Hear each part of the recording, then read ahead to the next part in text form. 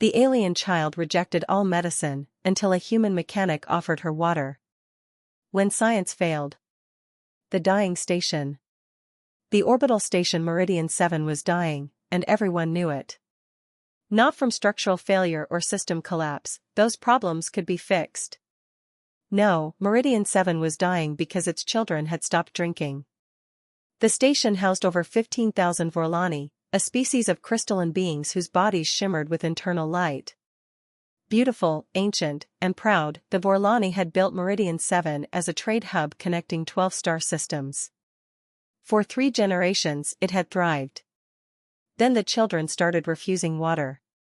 It began with 1 child, then 5, then 20. Within 6 months, nearly every Vorlani child under the age of 10 had stopped drinking completely. Their internal light grew dim. Their crystalline skin became cloudy and cracked. And despite every medical intervention, they were fading. Dr. Cashin stood in the medical bay, staring at the monitors displaying vital signs of 32 children. Each readout showed the same terrifying pattern: severe dehydration, cellular degradation, complete rejection of all liquids. "Try the protein solution again," she ordered, her voice tight with frustration. A nurse carefully approached one of the children, a small girl named Tiva whose once brilliant purple glow had faded to a dull gray. The nurse held out a carefully prepared nutrient solution in a crystal cup. Tiva turned her head away. "Please, little one," the nurse whispered. "You must drink." Tiva's small voice was barely audible. "I can't." The puzzle no one could solve. Dr. Cashin had dedicated 3 years to understanding what she called crystalline rejection syndrome. She had consulted with medical experts from dozens of worlds. She had tested every variable: water purity, mineral content, temperature, delivery method, psychological factors. Nothing worked. The council had approved funding for experimental treatments. They had built specialized medical facilities.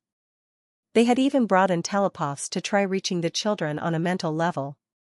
The children still refused to drink. And without hydration, the Vorlani could not survive. Their crystalline bodies required constant fluid circulation to maintain cellular integrity. Dehydration for them was not like dehydration for carbon-based life forms.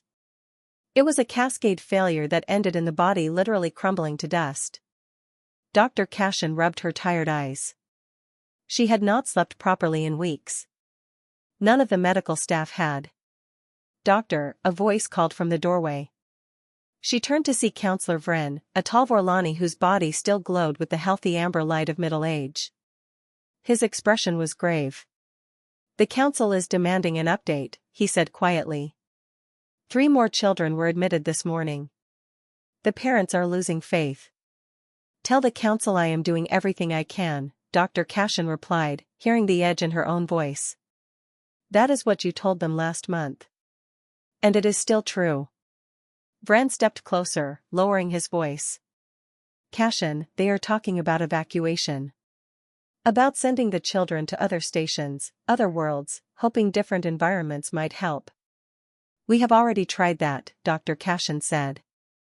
"The children who were transferred to Station Azure showed the same symptoms within days." "Then what do you suggest?" Dr. Cashin had no answer. The human no one noticed. Marcus Webb had been working on Meridian 7 for 8 months. He was a human mechanic employed by the station's maintenance division, one of 47 humans among 15,000 Vorlani. Most Vorlani barely noticed humans. They were not hostile, just indifferent. Humans were useful for technical work, reliable with machinery, and easy to ignore otherwise. Marcus was fine with that.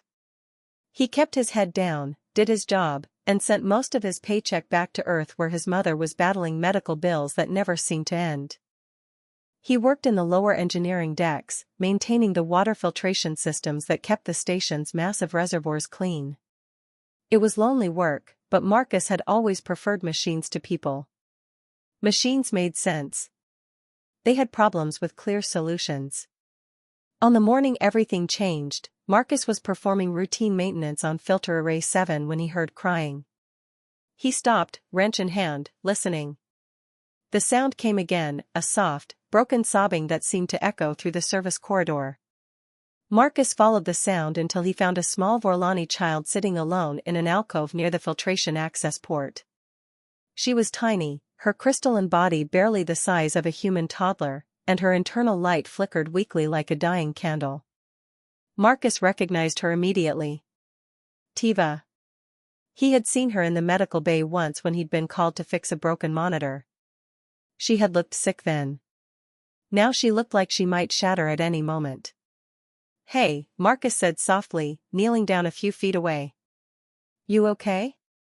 Tiva looked up at him with eyes like cloudy quartz. She shook her head. "You shouldn't be down here," Marcus continued gently. "The medical staff is probably looking for you." "I don't want to go back," Tiva whispered. "They keep trying to make me drink things that taste wrong." Marcus sat down cross-legged on the floor. "Wrong how?" "They say it's water, but it's not." "Not really. It feels empty." Marcus frowned. He had heard about the children refusing to drink, but he had assumed it was some kind of medical condition. He had never thought to ask what the water tasted like to them. "What does real water taste like?" he asked. Tiva's dim glow flickered a little brighter. "It tastes like home. Like the deep pools where we used to swim before we came here. It tastes like memory." Marcus thought about that. He pulled his personal water bottle from his belt, a battered metal container he had carried for years. It was filled with water from the station's human quarters, not the specialized Vorlani reservoirs. "Want to try some of mine?" he offered. Tiva stared at the bottle. "Humans drink different water?" "Yeah. Our biology is different. We can't handle the mineral concentrations you guys need, so we have our own filtration system." Slowly, carefully, Tiva reached out and took the bottle. She brought it to her lips and took the smallest sip. Her body suddenly blazed with light, not the dim gray flicker she had shown before, but a brilliant purple glow that lit up the entire corridor. Marcus nearly fell backward in surprise. Tiva took another sip, then another. She drank half the bottle before finally stopping, her eyes wide with wonder. "It tastes like the deep pools," she whispered. "It tastes like home." Before Marcus could respond, footsteps echoed down the corridor. Dr. Cashin appeared, followed by 2 nurses and Counselor Vren. They all stopped in shock at the sight of Tiva glowing brightly, holding a human water bottle. "What did you do?" Dr. Cashin demanded, rushing forward. Marcus stood slowly, hands raised. I offered her my water." Dr. Cashin stared at him, then at Tiva, then at the bottle. "Your water? From the human filtration system?" "Yeah." The doctor's expression shifted from alarm to confusion to something that might have been hope. She turned to the nurses. "Get me a sample of the human water supply immediately. I want a full chemical analysis." Vren stepped forward, his amber glow intensifying. "Human," he said, his voice carrying the weight of authority, "you will explain exactly what is in that bottle." Marcus shrugged. "Just water. Same as everyone drinks." "Well, same as humans drink." But as Dr. Cashin took the bottle and saw how brightly Tiva was glowing, she realized that maybe, just maybe, the answer they had been searching for had been there all along. They had just been looking in the wrong place. What water remembers? The discovery. Dr. Cashin's laboratory became a storm of activity within hours. The moment the chemical analysis of Marcus's water came back, everything changed. "It cannot be this simple," Vren said, staring at the holographic readout floating above the examination table. "It cannot possibly be this simple." But it was. The Vorlani water, carefully filtered, perfectly mineralized, scientifically optimized, was missing something crucial. Something so basic that no one had thought to test for it. Organic matter.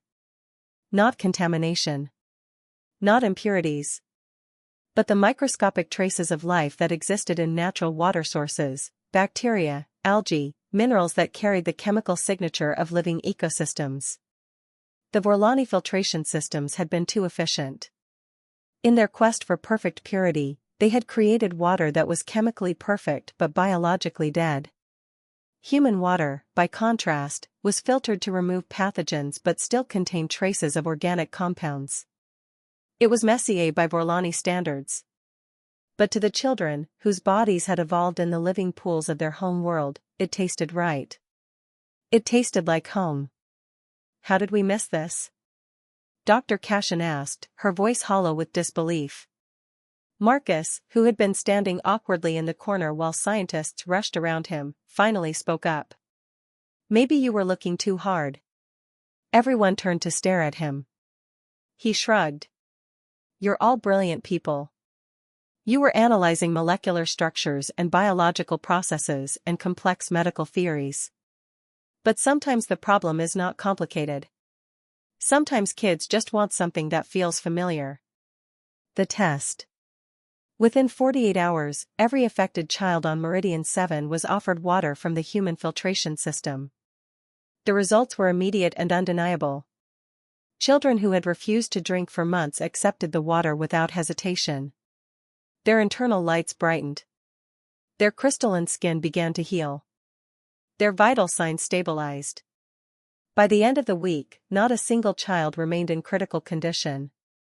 The medical bay, which had been filled with the desperate glow of dying children, now hummed with healthy light and the sound of laughter. Dr. Cashin found Marcus in the engineering section 3 days after the breakthrough, still performing his regular maintenance duties. You should not be working down here, she said. Marcus looked up from the pump he was repairing. It's my job. Your job, Dr. Cashin said firmly, is now senior consultant to the station's medical division. The council approved it this morning. Salary tripled, full research privileges, and your own laboratory if you want it. Marcus set down his wrench.